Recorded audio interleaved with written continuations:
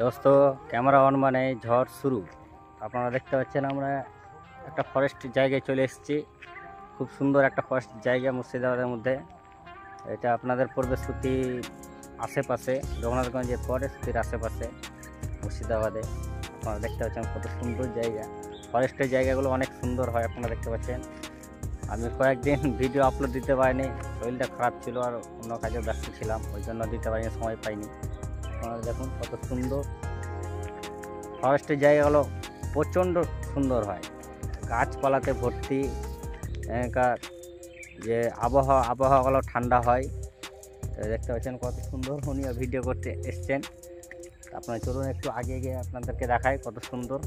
এই যে দেখুন, একটু ফুল ক্যামেরায় দেখার চেষ্টা করি। এগুলো একটু রোদের জন্য একটু লাল হয়ে যাচ্ছে, কিন্তু এগুলো দেখতে পাবেন কত সুন্দর ছাওয়াতে। এই যেটা পুরো ফরেস্ট এলাকা ঘেরা রয়েছে,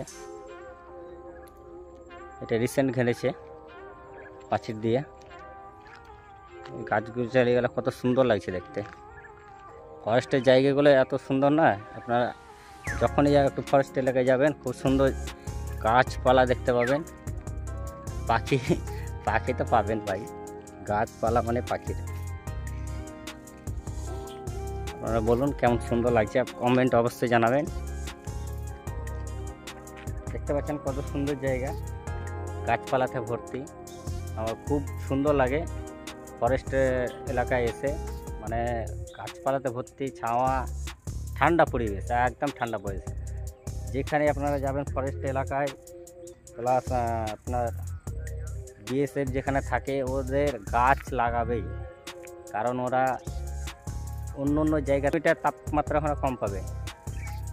আপনাদের কেমন লাগছে একটু জানাবেন ভিডিওটাতে।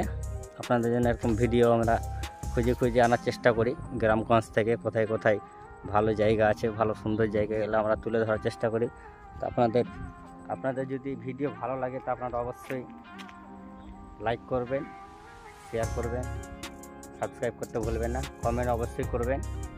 আর আপনাদের জন্য আমরা অনেক এলো না দাঁড়াতে আমার ভয় লাগে, আপনারা বুঝতে পারছেন কিনা জানি না, কিন্তু এই যে এতটা জঙ্গল, কোথাতে সাপ আসবে কি আসবে, আপনাদের জন্য অনেক আমরা কষ্ট করে থাকি, অনেক ভয়। আমাদের ভয়ের মধ্যে দিয়েও আমাদের কাজ করতে হয় আপনাদের তুলে ধরার জন্য। আমার এমনি কোনো ভয় নেই, কিন্তু ওই সাপের ভয়টা লাগে। তো এরকম জায়গায় যারা এসছেন, অনেক খারাপ সাপও থাকে, বিষাক্ত। চলুন নেক্সট ভিডিওতে আবার দেখা হবে।